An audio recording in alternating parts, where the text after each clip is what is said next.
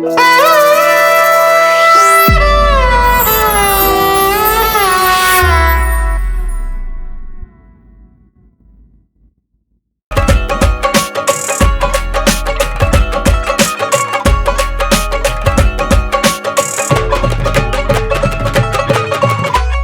ਸ਼੍ਰੀ ਅਕਾਲ, ਨਮਸਕਾਰ, ਆਦਾਬ। ਤੁਹਾਡਾ ਸਵਾਗਤ ਹੈ TFI ਪੰਜਾਬੀ ਦੇ ਖਾਸ ਪ੍ਰੋਗਰਾਮ ਅਨਫਿਲਟਰਡ ਗੱਲਬਾਤ ਵਿੱਚ। ਹਾਲਾਂਕਿ ਸਾਡੇ ਸਾਰੇ ਪੋਡਕਾਸਟ ਪੰਜਾਬੀ 'ਚ ਹੁੰਦੇ ਨੇ ਤੇ ਜਿਹੜੇ ਗੈਸਟ ਹੁੰਦੇ ਨੇ ਉਹ ਵੀ ਪੰਜਾਬੀ ਲੈਂਗੁਏਜ ਦੇ ਜਾਣੂ ਹੁੰਦੇ ਨੇ।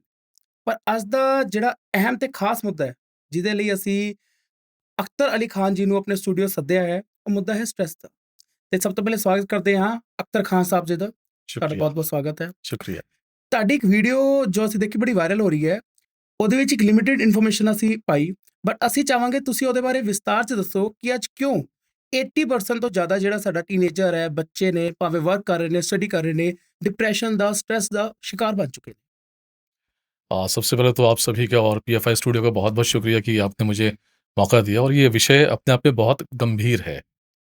अगर मैं बात 1980 के दशक की करूं, जब हम छोटे छोटे थे तो हमें कुछ वर्ड्स पता ही नहीं होते थे।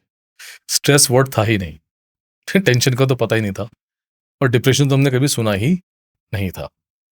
ये विदेशी बीमारियां जो हैं विदेशी चैनल्स के आने के साथ साथ हमारे देश में आ गई और इसमें हर वर्ग का बच्चा, हर उम्र का इंसान इसकी गिरफ्त में आ चुका है और खामखा आ चुका है।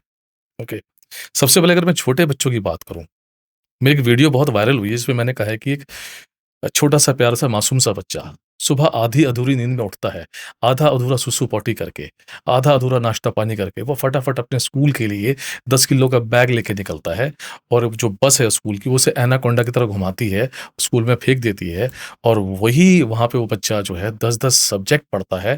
उसका और स्ट्रेस जो होमवर्क का होता है वो लेके वापस वो घर पे आता है। फिर ट्यूशन भागो, ट्यूशन के बाद जो है मम्मी सारा होमवर्क चेक करती है, एक आध घंटा जो खेलने का समय मिलता है उसमें भी वही सब चीज़ें घूमती रहती हैं। फिर पापा आके रिपोर्ट मांगते हैं कि भाई क्या किया, कैसे किया, क्यों किया, डांट डपट। आप ये देखिए, क्या बच्चे का कोई रिक्रिएशन यानी कोई मनोरंजन हो रहा है? जवाब आएगा नहीं। हेल्थ पे कोई काम आ रहा है? जवाब आ रहा है नहीं। क्या वो कोई नई चीज़ सीख रहा है? जवाब आ रहा है नहीं। क्या वो कुछ ऑब्जर्व कर पा रहा है नया नया अपने तरीके से? जवाब आ रहा है नहीं। उसकी दुनिया कहाँ खो गई है? सुबह कच्ची नींद में उठने में, स्कूल जाने में, ट्यूशन करने में, थोड़ा बहुत खेलने में मुश्किल से। वो जी कहाँ रहा है? बच्चे का बचपन जी कहाँ रहा है? और मेरे हिसाब से अगर आप बच्चों को खुला छोड़ेंगे ना 5 से 10 साल, खेलने दो, हेल्दी बनाओ, माइंड से हेल्दी बनाओ, तो उसका स्ट्रेस है ना यूं ही दूर हो जाएगा। स्कूल को वर्कलोड कम करना चाहिए, ट्यूशन को वर्कलोड कम करना चाहिए। इस हिसाब से समय का डिवीज़न हो कि जिसमें वो सारी चीज़ें अपने तरीके से कर सके। तो छोटे बच्चे इसलिए अपने माँ बाप से चिड़े रहते हैं और एक टीनेज में आने के बाद वो उनके दुश्मन लगने लगते हैं कि भाई देखो इन्होंने बचपन से हमें परेशान किया हुआ है। तो एक तो ये बात है, ठीक है। अब बात आती है टीनेजर्स की। देखिए, ये जो मुद्दा मैं अभी आपको बताने वाला हूँ ये बहुत इंपॉर्टेंट है। इसकी शुरुआत कैसे होती है? इसकी शुरुआत होती है ओवर थिंकिंग से, ठीक है।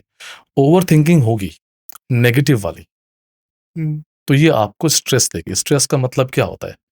सोचते सोचते सोचते आपके दिमाग पे प्रेशर आता है और जब दिमाग पे प्रेशर आता है तो बहुत सारे नेगेटिव हार्मोन्स होते हैं वो डेवलप होना शुरू होते हैं, जिससे आपको मेंटल प्रॉब्लम हो सकती है, आपको हेल्थ प्रॉब्लम जैसे अपच का हो गया, आपको नींद अच्छे से नहीं आएगी, आपका किसी काम में मन नहीं लगेगा और आप डरने से लगोगे, अब ये हो जाएगा, अब वो हो जाएगा।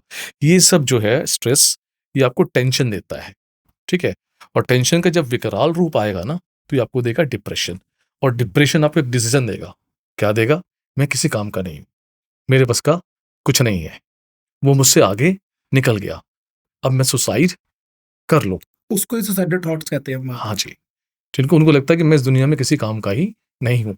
सुसाइड करने के लिए कितनी बड़ी हिम्मत चाहिए? ऐसा दिमाग में क्या चल रहा है, क्या विस्फोट हो रहा है कि जिसने इतनी ताकत इकट्ठी कर ली कि वो मरने की सोच रहा है। और इस पे कोई गौर करता ही नहीं है, क्योंकि इसमें सबसे बड़ी प्रॉब्लम क्या है ना, एक बहुत बुरा वर्ड है जिसे हम कहते हैं एक्सपेक्टेशन। एग्जैक्टली, ठीक है। स्कूल वालों ने अलग कर रखी है, रिश्तेदार कहीं का नहीं छोड़ते ताना मारने में, ठीक है। माँ बाप की अलग उम्मीदें होती हैं। आप ये देखिए ना, ये उम्मीद नाम की जो चीज़ है खराब कर देती है।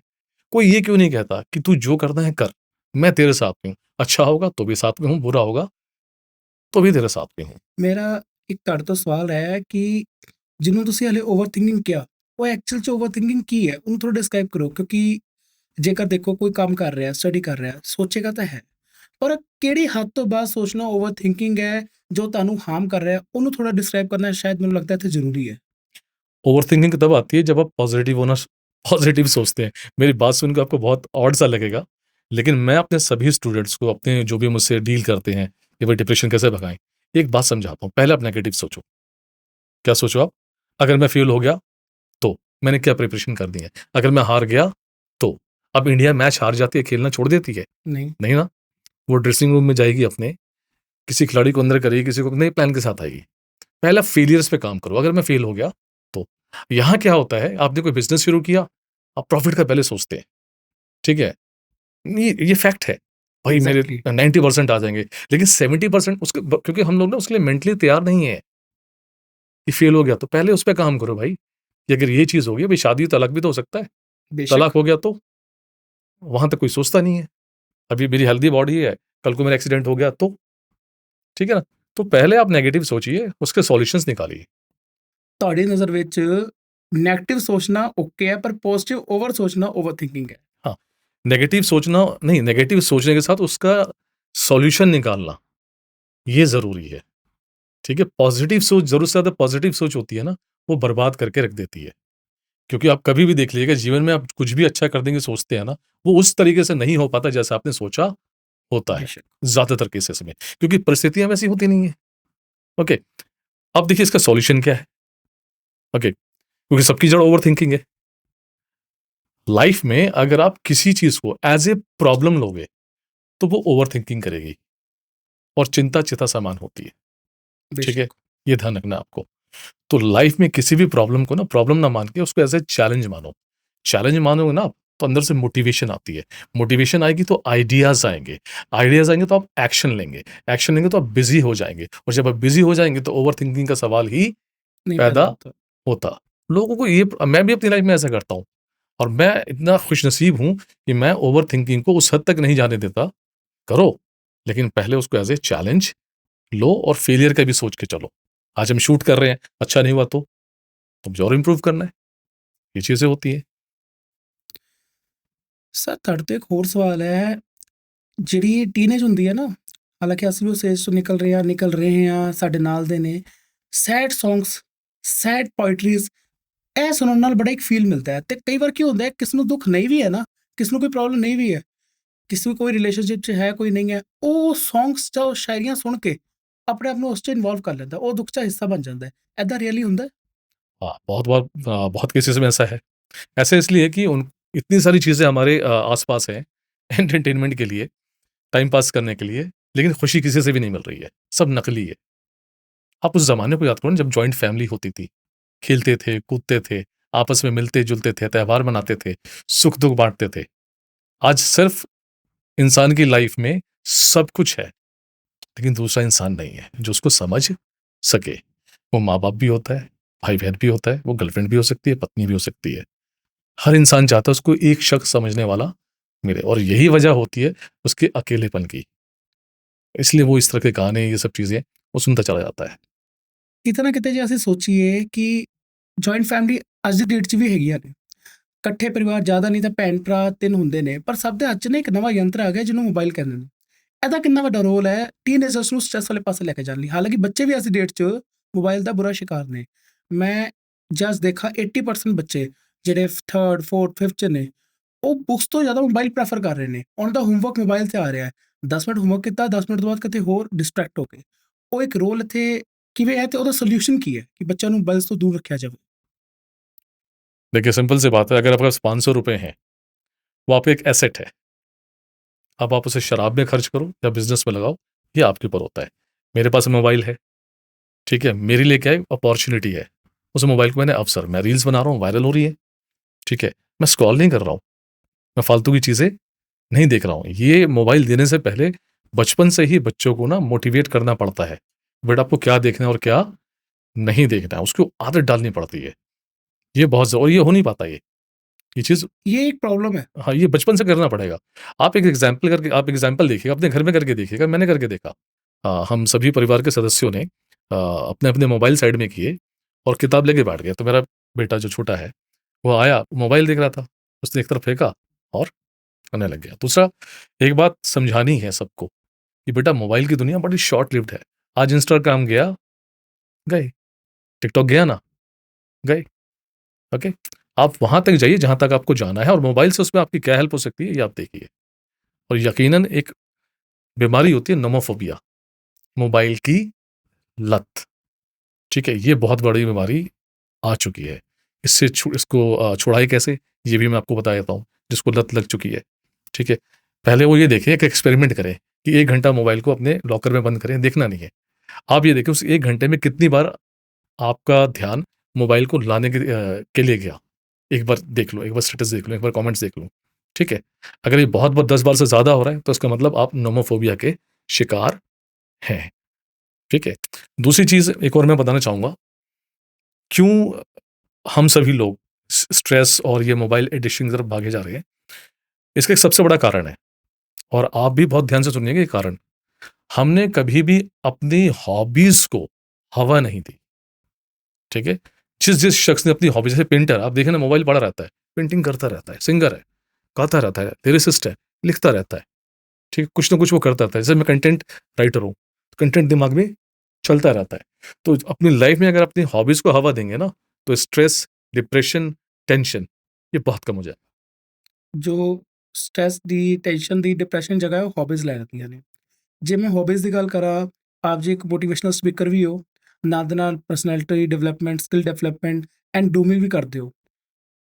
ਉਹ ਕੀ ਚੀਜ਼ ਹੈਗੀ ਹੈ ਤੇ ਉਹਦੇ ਨਾਲ ਖਾਸ ਕਰਕੇ ਟੀਨੇਜਰਸ ਦਾ ਕੀ ਫਾਇਦਾ ਹੁੰਦਾ ਹੈ, ਬੱਚਿਆਂ ਦਾ ਕੀ ਫਾਇਦਾ ਹੁੰਦਾ ਹੈ ਸਕਿੱਲ ਡਿਵੈਲਪਮੈਂਟ ਨਾਲ, ਪਰਸਨੈਲਿਟੀ ਡਿਵੈਲਪਮੈਂਟ ਨਾਲ, ਤੇ ਕੀ ਪੁਆਇੰਟਸ ਉਸ 'ਚ ਜ਼ਰੂਰੀ ਨੇ ਜਿਹੜਾ ਸਮਾਜ 'ਚ ਖੜੇ ਹੋਣ ਲਈ ਤੁਹਾਨੂੰ ਸક્ષਮ ਬਣਾਉਂਦੇ ਨੇ?